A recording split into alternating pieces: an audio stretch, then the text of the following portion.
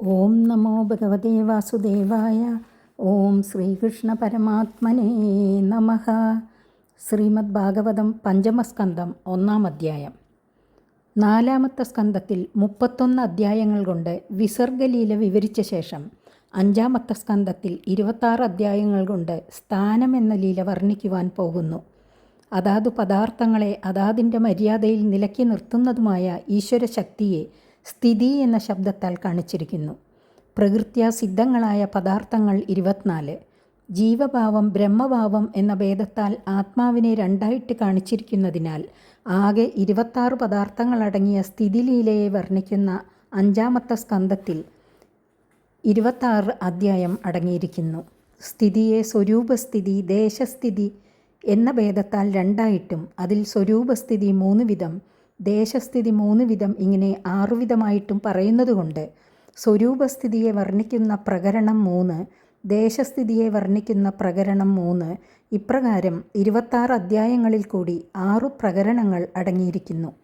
ശ്രീകൃഷ്ണനിൽ ഭക്തി കൊണ്ടും യോഗാഭ്യാസം കൊണ്ടും ജ്ഞാനം കൊണ്ടും ഇങ്ങനെ 3 വിധത്തിൽ സ്വരൂപസ്ഥിതിയെയും ഭൂമിയുടെ സ്ഥിതി, ഊർധ്വലോകങ്ങളുടെ സ്ഥിതി, അധോലോകങ്ങളുടെ സ്ഥിതി, ഇങ്ങനെ 3 വിധത്തിൽ ദേശസ്ഥിതിയെയും വിഭജിച്ചിരിക്കുന്നു.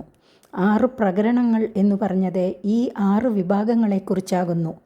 അതിൽ ശ്രീകൃഷ്ണന് 6 ഗുണങ്ങൾ തികച്ചും ഉള്ളതുകൊണ്ട് കൃഷ്ണസ്തു ഭഗവാൻ സ്വയം, ഭഗവാൻ എന്ന ശബ്ദം ശ്രീകൃഷ്ണനു തന്നെ യോജിക്കുന്നത് എന്നാണ് ഭാഗവത സിദ്ധാന്തം. ഈ 6 ഗുണങ്ങളെ പ്രതിപാദിക്കുന്ന അധ്യായങ്ങൾ 6. യോഗത്തിന് 8 അംഗങ്ങൾ ഉള്ളതുകൊണ്ട് അതിനെ പ്രതിപാദിക്കുന്ന അധ്യായങ്ങൾ 8. ജ്ഞാനം ഒരേ വിധമായതിനാൽ അതിനെ പ്രതിപാദിക്കുന്ന അധ്യായം 1. ഇങ്ങനെ 15 അധ്യായങ്ങൾ സ്വരൂപസ്ഥിതിയെ പ്രതിപാദിക്കുന്നവ.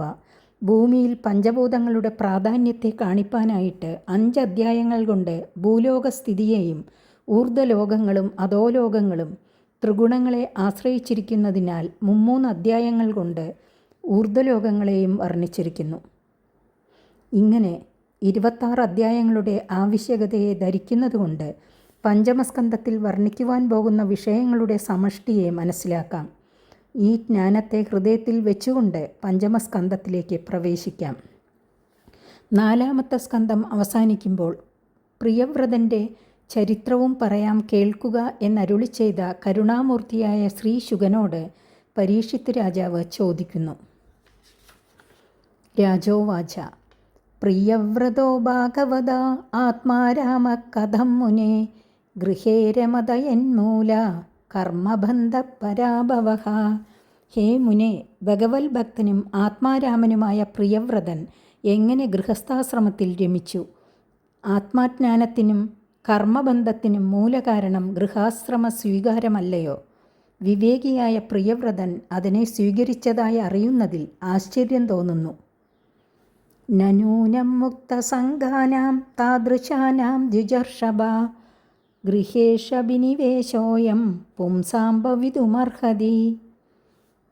ഹേ ബ്രാഹ്മണോത്തമ, ഗൃഹങ്ങളിൽ സാധാരണ ജനങ്ങൾക്കുണ്ടാകുന്ന ആസക്തി ദോഷദർശനം നിമിത്തം സർവ്വവിഷയങ്ങളെയും പരിത്യജിച്ചിരിക്കുന്ന പ്രിയവ്രത തുല്യന്മാരായ മഹാജനങ്ങൾക്കുണ്ടാകുവാൻ സംഗതിയില്ലെന്നത് നിശ്ചയം തന്നെ. മഹതാം ഖലു വിപ്രർഷേ ഉത്തമശ്ലോകപാദയോഃ ഛായാ നിർവൃതചിത്താനാം ന കുടുംബേ സ്പൃഹാമതിഃ.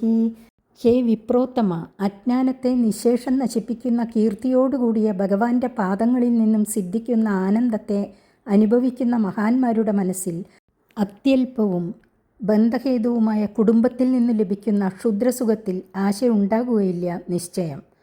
സംശയോയം മഹാൻ ബ്രഹ്മൻ ധാരാകാരസുതാദിഷു സക്തസ്യ യസ്സിദ്ധിരഭൂത് കൃഷ്ണേജമതിരച്യുത.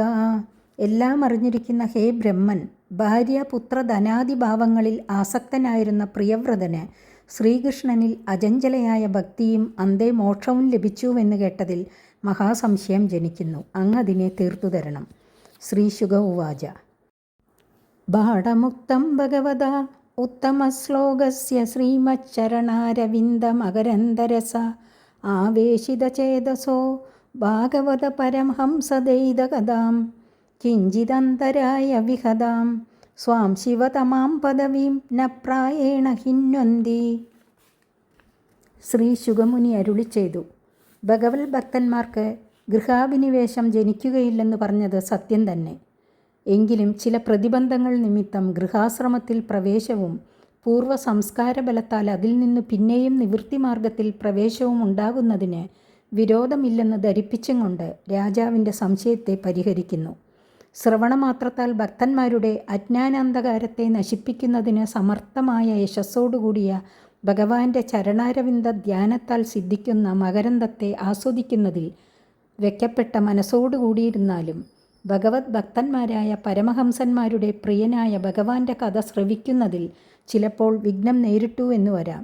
എന്നാലും അവരെ ഏറ്റവും ആനന്ദിപ്പിക്കുന്ന ഈ പരമപദവിയിൽ ചിരകാലം ചെയ്ത പരിശ്രമം നിമിത്തം ആ മാർഗത്തെ അവർ തീരെ ഉപേക്ഷിക്കുകയില്ല. പൂർവാഭ്യാസ ബലത്താൽ വീണ്ടും ഭജനമാർഗത്തിൽ തന്നെ അവർക്ക് പ്രവേശം ലഭിക്കും. യർഹിവാവഹരാജൻ സരാജപുത്ര പ്രിയവ്രതഃ പരമഭാഗവതോ നാരദസ്യ ചരണോപസേവയാഞ്ച സാവഗാത പരമാർത്ഥസതത്തോ ബ്രഹ്മസത്രേണ ദീക്ഷിക്ഷ്യമാണോ വനീതല പരിപാലനായാം നാദ പ്രവരഗുണഗണൈകാന്തഭാജനതയാ സ്വപിത്രോ വാ മന്ത്രിതോ ഭഗവതി വാസുദേവേ ഏവാവ്യവദാന സമാധിയോഗേന സമാവേശിത സകല കാരക ക്രിയാകലാപോ നൈവാഭ്യനന്ദ്യദ്യപി തദപ്രത്യാംനാദവ്യം തദധികരണ ആത്മനോന്യസ്മാദസതോഭി പരാഭവമന്വേഷമാണഃ. ഹേ രാജൻ, പ്രിയംവ്രതൻ ചെറുപ്പത്തിൽ തന്നെ ഭഗവത് ഭക്തന്മാരിൽ അഗ്രഗണ്യനായിരുന്നു. ശ്രീ നാരദമുനിയുടെ പാദസേവ ചെയ്തതിൻ്റെ ഫലമായിട്ട് ആത്മാവിൻ്റെ യഥാർത്ഥ സ്വരൂപത്തെ ധരിച്ചു. ആത്മധ്യാനത്തോടുകൂടി തന്നെ ജന്മകാലം മുഴുവനും കഴിക്കണമെന്നും ആഗ്രഹിച്ചു. ഈ അവസ്ഥയിൽ പ്രിയവ്രതനിരിക്കുമ്പോൾ അദ്ദേഹത്തിൻ്റെ പിതാവ് രാജ്യപരിപാലനത്തിൽ പ്രവേശിക്കണം എന്നാവശ്യപ്പെട്ടു.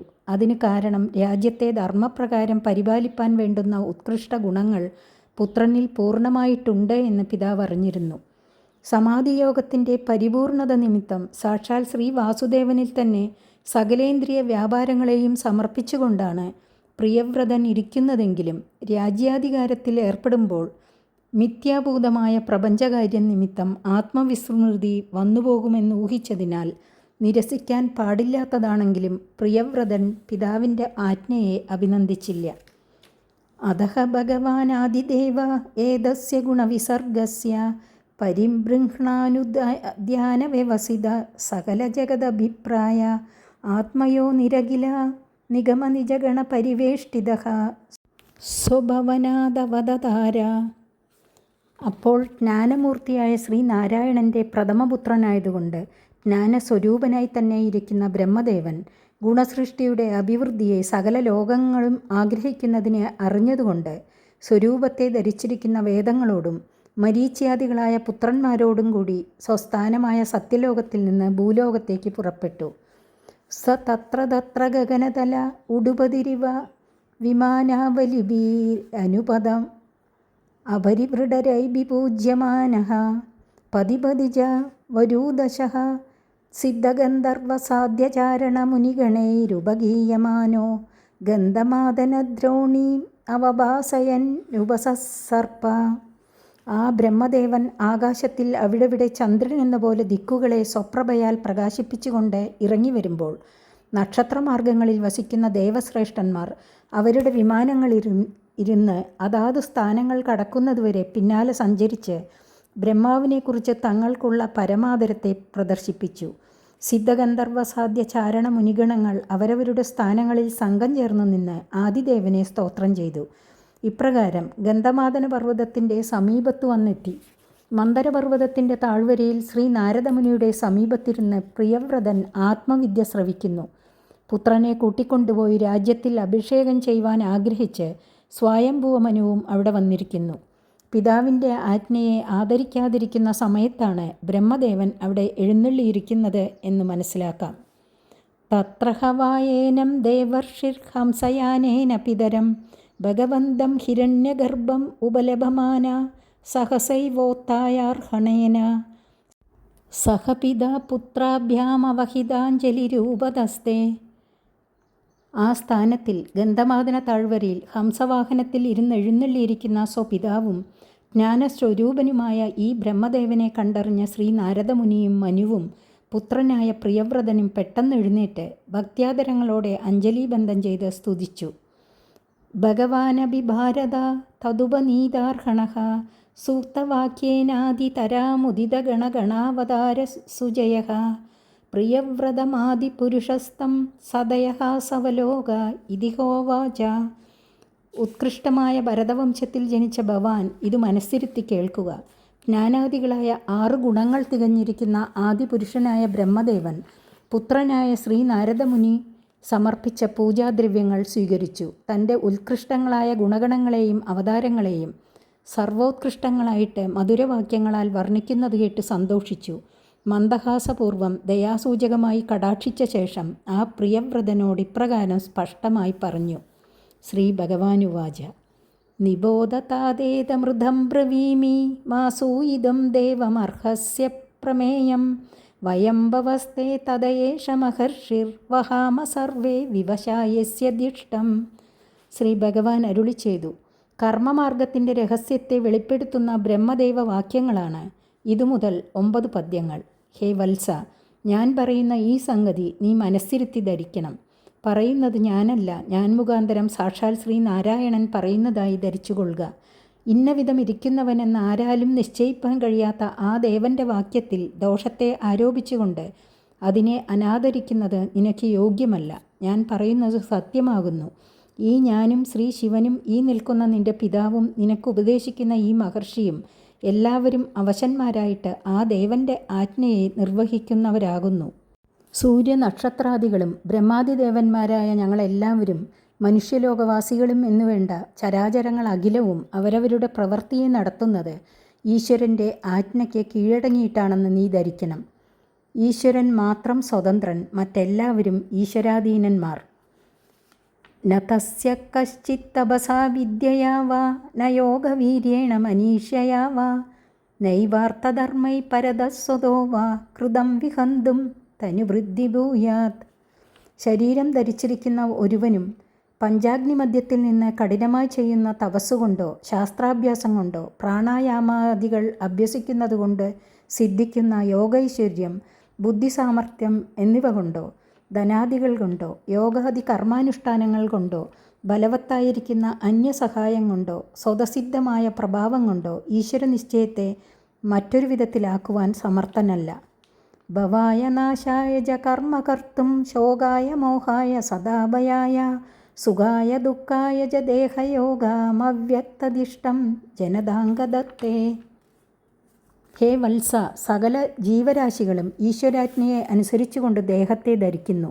ദേഹം ധരിക്കണമെന്നുള്ള ഇഷ്ടം കൊണ്ടല്ല ജീവജാലം ദേഹം ധരിക്കുന്നത്. ജനിപ്പാനും മരിപ്പാനും ലൗകികമായും വൈദികമായുമുള്ള കർമ്മങ്ങൾ ചെയ്യുവാനും ദുഃഖം അനുഭവിപ്പാനും ഭ്രമിക്കുവാനും ഭയപ്പെടുവാനും ഇഷ്ടം അനുഭവിപ്പാനും അനിഷ്ടം അനുഭവിപ്പാനും വേണ്ടിയിട്ട് ഈശ്വരൻ നിശ്ചയിക്കുന്ന രീതിയിലുള്ള ശരീരത്തെ ജീവസമൂഹം ധരിക്കുന്നു. ഒരുവനും ഈ സങ്കടങ്ങളെ മനസ്സോടുകൂടി അനുഭവിക്കുന്നതല്ല. അവൻ ഇതനുഭവിപ്പാൻ നിർബന്ധനായിരിക്കുന്നു. അതിനാൽ ശരീരധാരണം തന്നെ അസ്വതന്ത്രയെ സൂചിപ്പിക്കുന്നു. അതവൻ്റെ ജന്മാന്തര കർമ്മബലാനുസരണം ഭഗവാൻ നിശ്ചയിച്ചതാകുന്നു. യദ്വാജിതന്ത്യാം ഗുണകർമ്മധാമഭിഃ സുദുസ്തരൈർവത്സ വയം സുയോജിതാഃ സർവേ വഹാമോ ബലമീശ്വരായ പ്രോദാനസീവദ്യുവദേ ചതുഷ്പദഃ. ഹേ വത്സ, വേദലക്ഷണങ്ങളായ ഭഗവാന്റെ വാക്കാകുന്ന തന്ത്രിയിൽ സത്വാദി ഗുണങ്ങളും കർമ്മങ്ങളുമാകുന്ന കയറുകൊണ്ട് അതിക്രമിപ്പാൻ കഴിയാത്ത വിധത്തിൽ നമ്മളെല്ലാവരും ബന്ധിക്കപ്പെട്ടിരിക്കുന്നു. മൂക്കുകയറിട്ട് പിടിച്ച് വാഹനത്തോട് ബന്ധിക്കപ്പെട്ട നാൽക്കാലികൾ അവരുടെ യജമാനന്മാർക്ക് വേണ്ടിയിട്ട് ജോലി ചെയ്യുന്ന വിധത്തിൽ നമ്മൾ ഗുണകർമ്മ വാസനകളെ അനുസരിച്ച് ചെയ്യുന്ന കർമ്മങ്ങൾ കൊണ്ട് ഭഗവാനെ ആരാധിക്കുന്നു. ജന്മാന്തര കർമ്മവാസനകളും സത്വാദി ഗുണങ്ങളുമാകുന്ന കയർ കൊണ്ട് ഈശ്വരൻ നമ്മളെ കർമ്മമാർഗത്തിൽ നിബന്ധിച്ചിരിക്കുന്നു. അധികാരപ്രാപ്തങ്ങളായ കർമ്മങ്ങളെ ഈശ്വരാരാധനമായിട്ട് നമ്മൾ നടത്തുന്ന പക്ഷം ഭഗവാന്റെ കാരുണ്യം നമ്മളിലുണ്ടാകും. അപ്പോൾ ഈശ്വരൻ തന്നെ ഈ ബന്ധത്തിൽ നിന്ന് മോചിപ്പിക്കും. അതല്ലാതെ സ്വശക്തി കൊണ്ട് ഈ കെട്ടറുത്തു പോകാൻ നമ്മൾക്ക് ശക്തിയില്ല. വാഹനത്തിൽ കെട്ടിയിട്ടിരിക്കുന്ന കുതിരകൾ, കാളകൾ മുതലായ നാൽക്കാലികൾ മടികൂടാതെ പ്രവൃത്തി ചെയ്താൽ അവയെ കെട്ടഴിച്ചു വിട്ട് പുല്ലും വെള്ളവും കൊടുത്ത് വിശ്രമിപ്പിക്കണമെന്നുള്ള കാരുണ്യം മനുഷ്യർക്കുണ്ടാകുന്നതുപോലെ ഈശ്വരനും ജീവസമൂഹത്തെ അനുഗ്രഹിക്കുവാൻ കരുണയുണ്ടാകുമ്പോൾ അല്ലാതെ ഇതിൽ നിന്ന് നിവൃത്തി ലഭിക്കുന്നതല്ലെന്ന് ബോധിപ്പിക്കുവാനാണ് ഉദാഹരണം കൊടുത്തിരിക്കുന്നത്. ഈശാഭിസൃഷ്ടം ഹ്യവരുദ്ധമഹങ്ക ദുഃഖം സുഖം വ ഗുണകർമ്മസംഗാത് ആസ്ഥായ തത്യദ്ദയുക്തനാദ ചക്ഷുഷ്മതാന്ത ഇവ നീയമാനാഹ. സത്വാദി ഗുണങ്ങളെയും ജന്മാന്തര കർമ്മവാസനകളെയും അനുസരിച്ച് ചെയ്യുന്ന കർമ്മങ്ങൾക്ക് സമുചിതങ്ങളായ ദുഃഖങ്ങളെയോ സുഖങ്ങളെയോ ഈശ്വരൻ നമ്മൾക്ക് നൽകുന്നതിനെ നമ്മൾ അനുസരിച്ചു കൊള്ളണം. അതാത് സുഖദുഃഖങ്ങളെ അനുഭവിക്കുന്നതിനുചിതമായ സ്ഥാനത്തിൽ ഭഗവാൻ നമ്മളെ ജനിപ്പിക്കുകയും ഉചിത സുഖദുഃഖങ്ങൾ നൽകുകയും ചെയ്യുന്നു. കുരുടന്മാരുടെ കൈപിടിച്ചു നടത്തിക്കൊണ്ടുപോകുന്നവർ, ദൃഷ്ടിയുള്ളവർ ഏതു സ്ഥാനത്തിൽ കൊണ്ടുപോകുന്നുവോ അവിടെ വസിപ്പാൻ അന്ധന്മാർ നിർബന്ധിക്കപ്പെട്ടവരാകുന്നു. സുഖോചിത വാസസ്ഥാനം കണ്ടുപിടിക്കാനും അവിടെ പോവാനും അന്ധന്മാർ അശക്തന്മാരാകുന്നുവല്ലോ.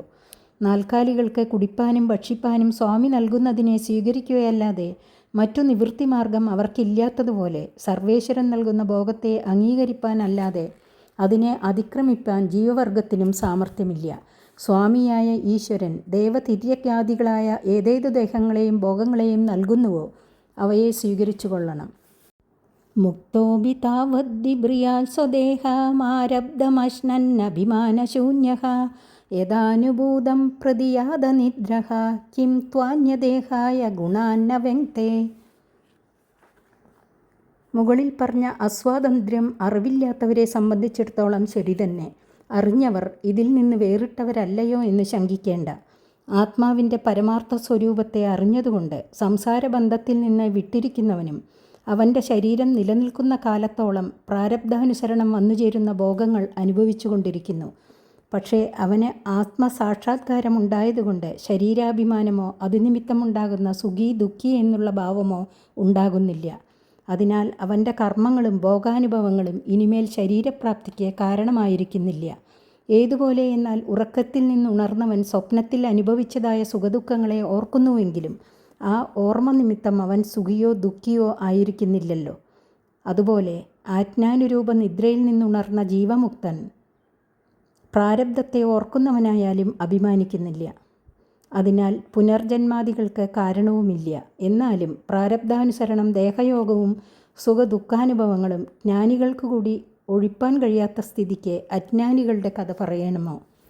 ഭയം പ്രമത്തസ്യ വനേഷ്വഭി സ്യാത് യദസ്സ ആസ്തേ സഹഷഡ്സപത്നഃ ജിതേന്ദ്രിയസ്യാത്മരതേർബുധസ്യ ഗൃഹാശ്രമക്കിന്നു കരോത്യവദ്യം. ഭഗവാന്റെ അനുഗ്രഹം സമ്പാദിപ്പാൻ ആവശ്യമായ കർമ്മങ്ങളിൽ മനസ്സിരുത്താത്ത ഒരുവൻ സംഘദോഷത്തെ ഭയപ്പെട്ട് കാടുകൾ തോറും സഞ്ചരിച്ചാലും നരകാദി ഭയം അവനെ വിട്ടുപിരിയുന്നില്ല. എന്തുകൊണ്ടെന്നാൽ ഭഗവാന്റെ അനുഗ്രഹമില്ലാത്തതിനാൽ പഞ്ചേന്ദ്രിയങ്ങളും മനസ്സും കൂടിയ 6 ശത്രുക്കൾ അവൻ്റെ ഒരുമിച്ച് തന്നെ ഇരിക്കുന്നുണ്ട്. ഭഗവത് ഭക്തിയുടെ സഹായത്താൽ ഇന്ദ്രിയങ്ങളെ അടക്കി ആത്മാവായ ശ്രീഹരിയിൽ രതിയെ സമ്പാദിച്ചിരിക്കുന്ന വിദ്വാൻ ഗൃഹസ്ഥാശ്രമത്തെ അംഗീകരിക്കുന്നത് കൊണ്ട് എന്തു ദോഷമാണ് ഉണ്ടാകുവാനുള്ളത്? ഒന്നുമില്ല. സംസാര നിവൃത്തി ഭഗവത് അനുഗ്രഹത്താൽ മാത്രമേ ലഭിക്കുകയുള്ളൂ. അതിനു ഭഗവാനെ ഭജിക്കണം. അത് ഗൃഹാശ്രമത്തിൽ ഇരുന്നു കൊണ്ട് തന്നെ സ്വധർമാനുഷ്ഠാനം എന്ന നിലയിൽ ചെയ്യുന്നതിൽ യാതൊരു ദോഷവുമില്ലെന്ന് സിദ്ധാന്തം.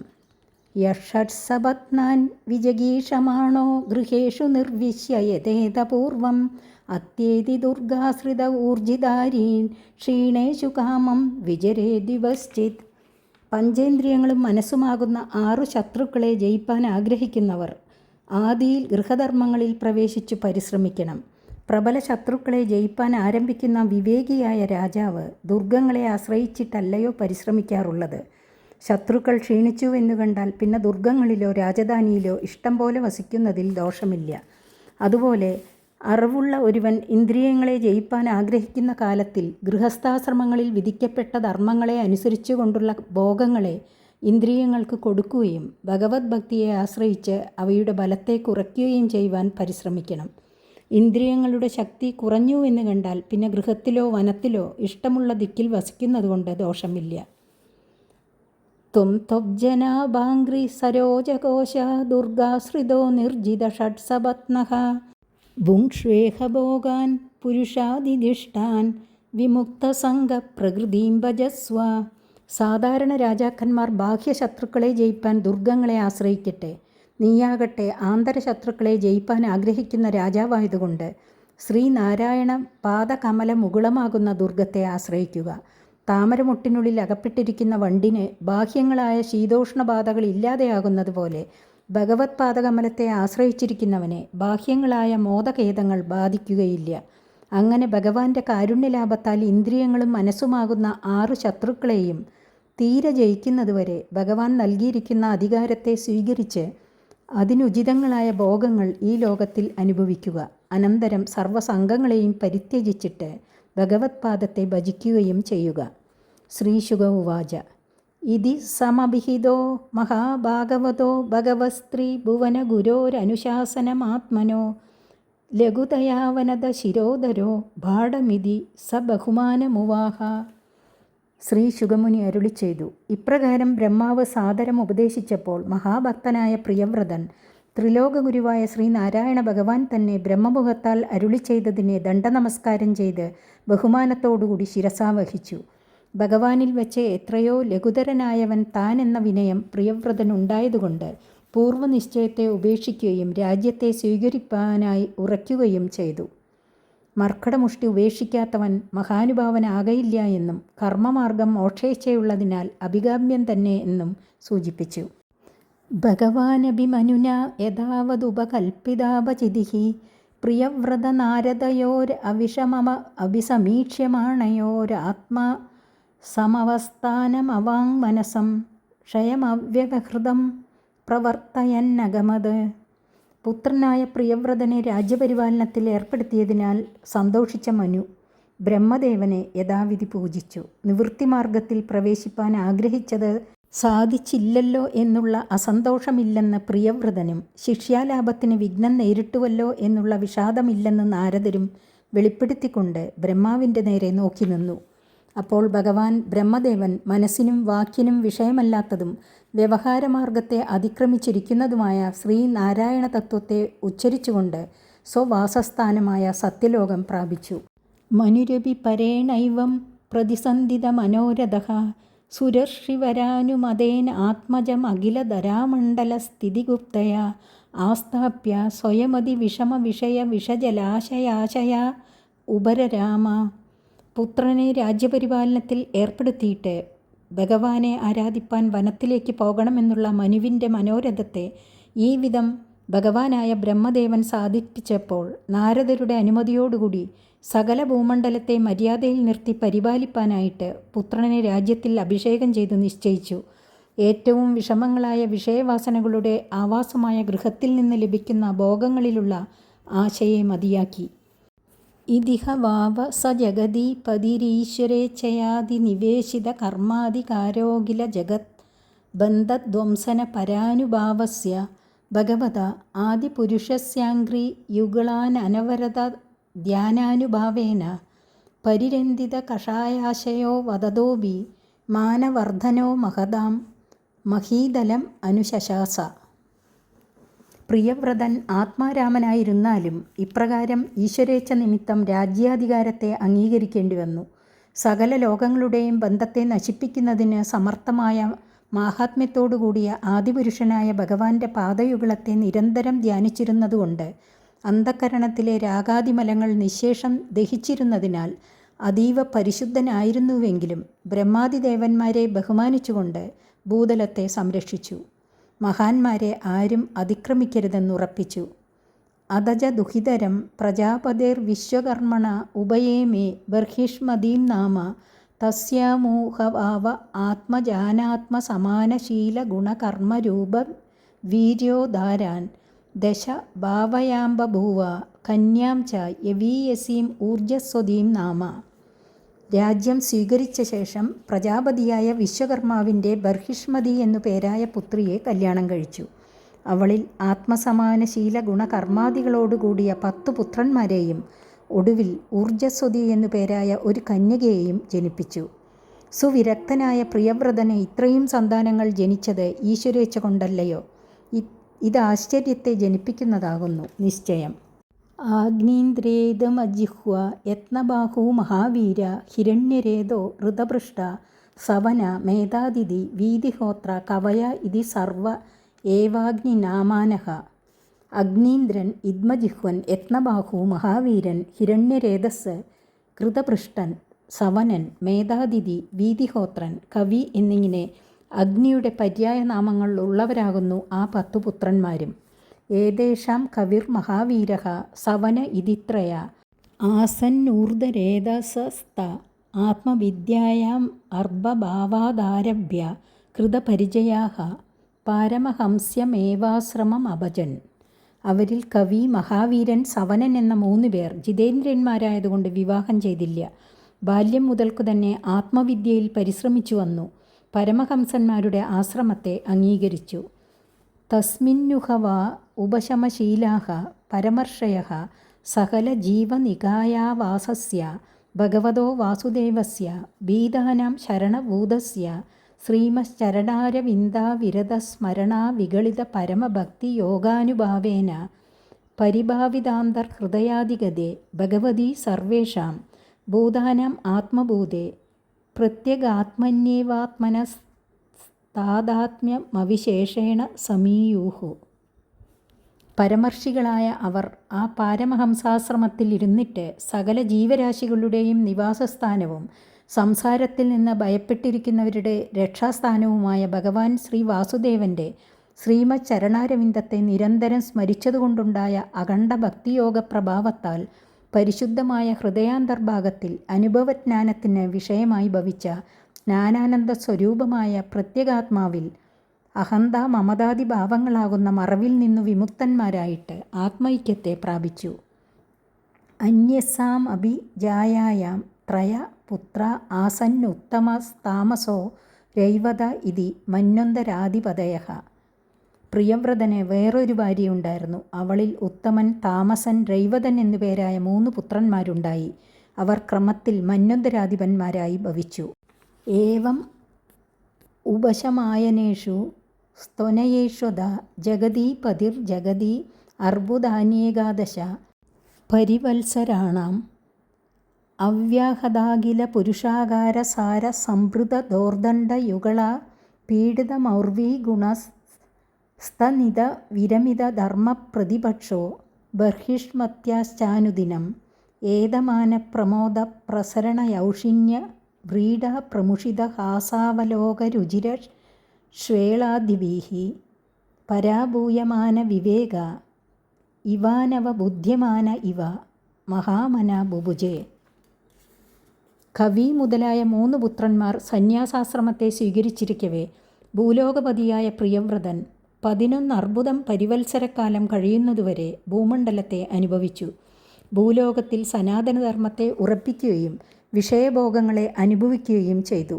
ധർമ്മത്തെ ഉറപ്പിക്കണമെങ്കിൽ അതിനെ വിരോധിക്കുന്ന ശത്രുക്കളെ ജയിക്കുകയാണ് വേണ്ടത്. അതിൽ ആ വീരന് ലേശവും പ്രയാസമുണ്ടായിരുന്നില്ല. രാജാവിന് ഉചിതങ്ങളായ പൗരുഷങ്ങൾ സകലവും സ്വാധീനമായിരുന്നതിനാൽ സമ്പൂർണ്ണ ബലം തികഞ്ഞിരുന്ന കൈകൾ കൊണ്ട് ഞാൻ വലിച്ചുവിടുന്ന ശബ്ദം കേൾക്കുന്നതുകൊണ്ടുതന്നെ ശത്രുക്കൾ നമസ്കരിച്ചു കീഴടങ്ങിയതിനാൽ യുദ്ധം കൂടാതെ തന്നെ ലോകത്തിൽ സർവ്വഭാഗത്തും ധർമ്മം ഉറപ്പിക്കപ്പെട്ടു. വിഷയഭോഗാനുഭവം വേണ്ടതുപോലെ നടത്തിയിരുന്നു. ഭർത്താവിൻ്റെ ആഗമനം കാണുമ്പോഴേക്കും ബർഹിഷ്മതി പരമസന്തോഷത്തെ പ്രകാശിപ്പിച്ചുകൊണ്ട് സമീപത്തേക്ക് വരും. സ്ത്രീ സ്വഭാവ സുലഭമായ ശൃംഗാരരസത്തിനും ലജ്ജയ്ക്കും അധീനമായിരിക്കുന്ന മന്ദഹാസം, മനോഹരമായ പരിഹാസാലാപം എന്നിവയിൽ മഗ്നനായതു കണ്ടാൽ അദ്ദേഹം വിവേകഹീനനോ എന്നും ആത്മജ്ഞാനശൂന്യനോ എന്നും തോന്നുമാറ് സന്തുഷ്ടനായിരുന്നു. എന്നാൽ വാസ്തവത്തിൽ ആത്മജ്ഞാനവും അതിനു കാരണമായ വിവേകവും അല്പവും കുറഞ്ഞിരുന്നില്ല.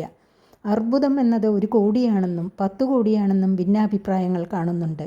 1 കോടിയാണെന്ന അഭിപ്രായമല്ലയോ ഗ്രാഹ്യം എന്നാണ് ശങ്ക. അങ്ങനെയായാൽ തന്നെ 11 കോടി സംവത്സരം പ്രിയവ്രതൻ രാജ്യം വാണു എന്ന് കിട്ടും. 10 കോടി എന്ന അഭിപ്രായത്തെ അംഗീകരിക്കുമ്പോൾ 110 കോടി സംവത്സരക്കാലം രാജ്യം ഭരിച്ചുവെന്ന് സിദ്ധിക്കും. ഈ കാലത്തെ മന്വന്തരാധിപതി സ്വായംഭുവനാണെന്ന് മുമ്പ് പറഞ്ഞിട്ടുണ്ട്.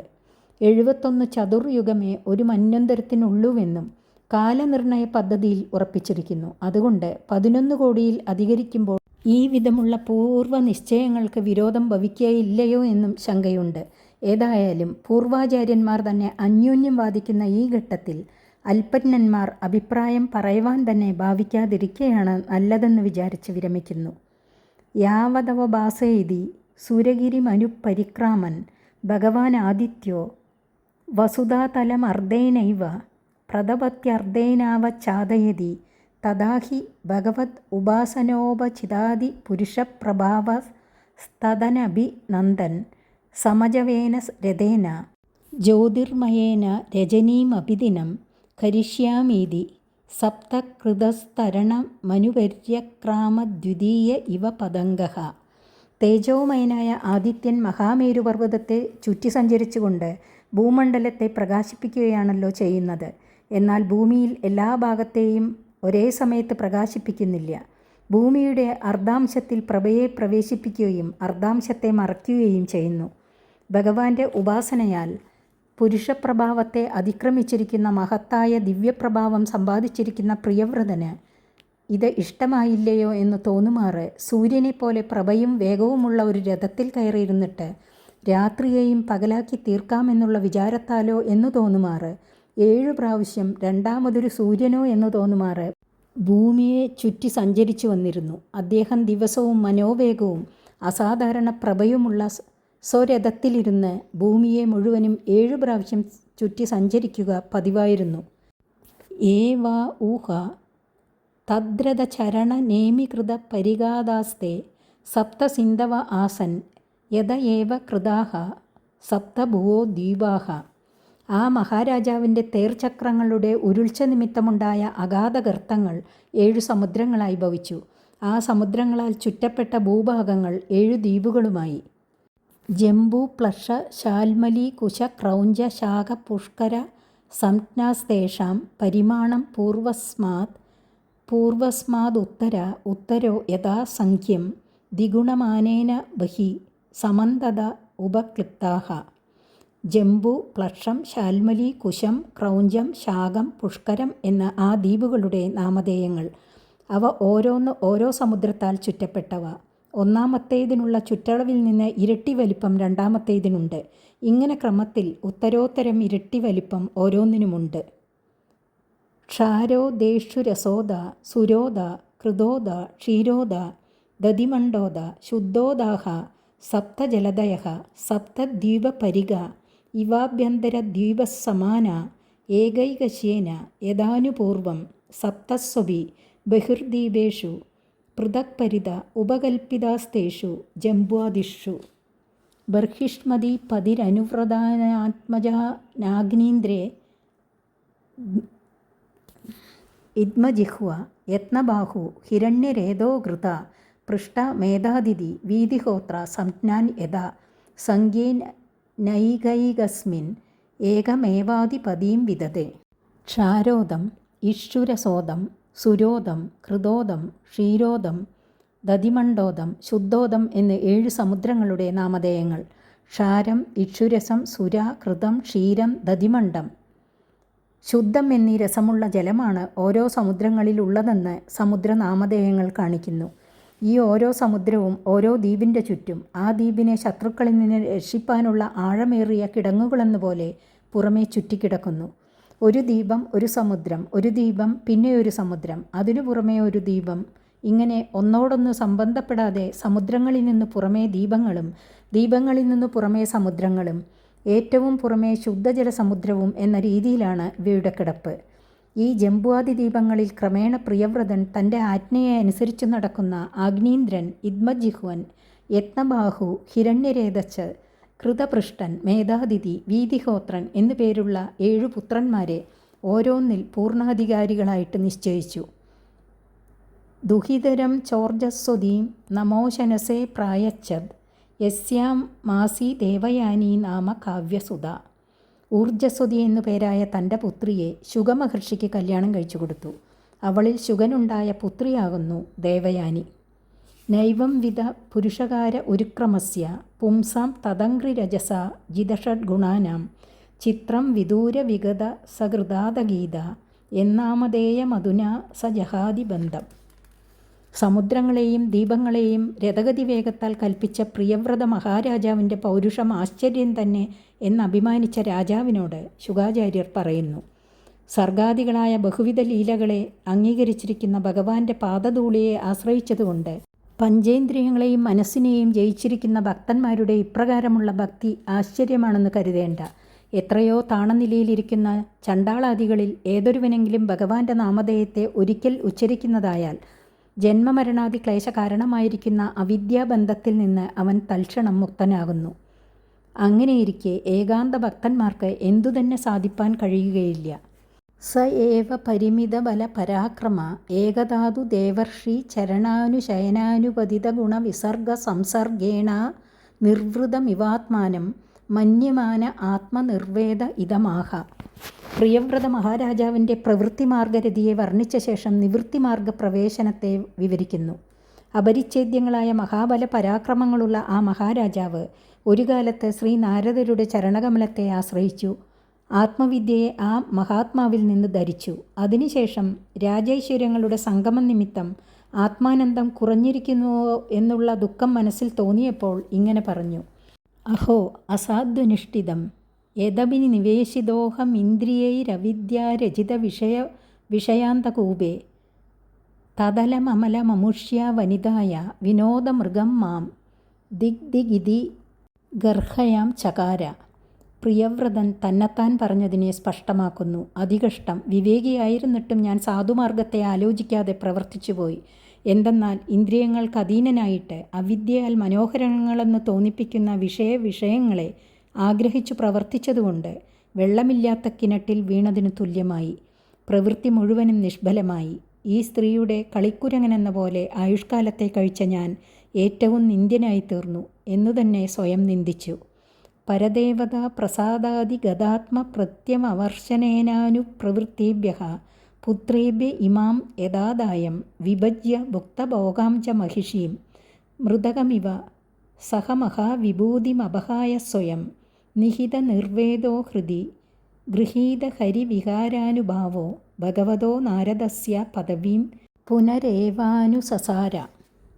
ഇപ്രകാരം ആത്മവൃത്തിയെ, വിഷയഭോഗങ്ങളെ അനുഭവിച്ച് രാജ്യപരിപാലനാദികളിൽ ഏർപ്പെട്ടിരിക്കുന്ന സമ്പ്രദായത്തെ തന്നെത്താൻ നിന്ദിച്ച ശേഷം നിരന്തരം ഉപാസിച്ചു കൊണ്ടിരിക്കുന്ന ഭഗവാന്റെ പ്രസാദം പരിപൂർണമായിട്ട് ഹൃദയാന്തർഭാഗത്തിൽ പ്രകാശിച്ചപ്പോൾ വിഷയങ്ങൾ ത്യാജ്യങ്ങൾ തന്നെ എന്നുള്ള ദൃഢവൈരാഗ്യം ജനിച്ചു. ശ്രീഹരിയുടെ പരിപൂർണമായ പ്രസാദം കൊണ്ടല്ലാതെ സംസാരോപരിധി സിദ്ധിക്കുകയില്ലെന്നും നിശ്ചയിച്ചു.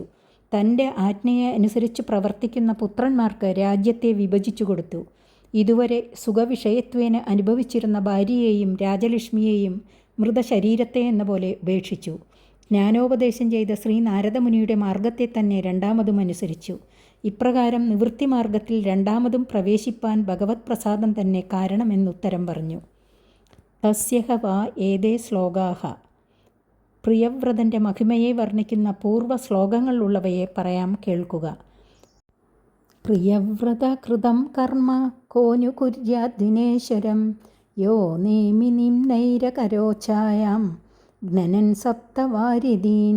യാതൊരുവൻ ഭൂലോകത്തിൽ വ്യാപിച്ചിരിക്കുന്ന അന്ധകാരത്തെ സ്വരഥപ്രഭയാൽ നിരസിച്ചുകൊണ്ട് സഞ്ചരിക്കുന്ന സമയത്തുണ്ടായ രഥചക്രവേഗത്താൽ ജനിച്ച കുഴികൾ സപ്തസമുദ്രങ്ങളായി ഭവിച്ചിരിക്കുന്നുവോ അപ്രകാരമുള്ള മഹാകർമ്മം ചെയ്യുവാൻ ഈശ്വരനല്ലാതെ മറ്റാർക്കു കഴിയും? പ്രിയവ്രതനിൽ ഈശ്വരൻ സ്വശക്തിയ പ്രവേശിച്ചിട്ട് ചെയ്ത കർമ്മങ്ങളാണ് ഇവയെന്നു സാരം. ഭൂസംസ്ഥാനം കൃതം യേന സരിദ്ഗിരിവനാദിഭിഃ സീമാജഭൂത നിർവൃത്യേ ദീപേ ദീപേ വിഭാഗശഃ. യാതൊരുവൻ സമുദ്രങ്ങളാൽ ചുറ്റപ്പെട്ട ഓരോ ദ്വീപിലും പ്രാണികളുടെ സുഖവാസത്തിന് ഉപകരിക്കത്തക്ക വിധം ഭൂമിയുടെ സ്ഥിതിയെയും അതിർത്തിയെയും നദികൾ, പർവ്വതങ്ങൾ, കാടുകൾ എന്നീ വിഭാഗങ്ങളെയും വെവ്വേറെ ഏർപ്പെടുത്തുകയും ചെയ്തുവോ ആ പ്രിയവ്രത കർമ്മം മനുഷ്യനാൽ അനുകരിക്കപ്പെടുവാൻ കഴിയുന്നതല്ല. ഭൗമം ദിവ്യം മാനുഷം ച മഹിത്വം കർമ്മയോഗജം യശ്ചക്രേ നിരയൗപമ്യം പുരുഷാനുജനപ്രിയഃ. യാതൊരുവൻ ഭഗവത് ഭക്തജന സംസർഗം നിമിത്തം സിദ്ധിച്ച വിവേകത്താൽ യോഗശക്തി നിമിത്തം സിദ്ധിച്ച മാഹാത്മ്യമേറിയ കർമ്മത്തെയും പാതാളത്തിലും സ്വർഗത്തിലും മനുഷ്യലോകത്തിലുമുള്ള സർവ്വഭോഗങ്ങളെയും നരകതുല്യമായിട്ട് വിചാരിച്ചുവോ ആ പ്രിയവ്രതൻ്റെ കർമ്മങ്ങളെ അനുകരിപ്പാനുള്ള ശക്തി മനുഷ്യലോകത്തിലുള്ള ഒരുവനും ഉണ്ടാകുകയില്ല. പഞ്ചമസ്കന്ധത്തിലെ 1-ാമത്തെ അധ്യായം സമാപിച്ചു. 2-ാമത്തെ അധ്യായം അടുത്ത ദിവസം. ഹരി ഓം.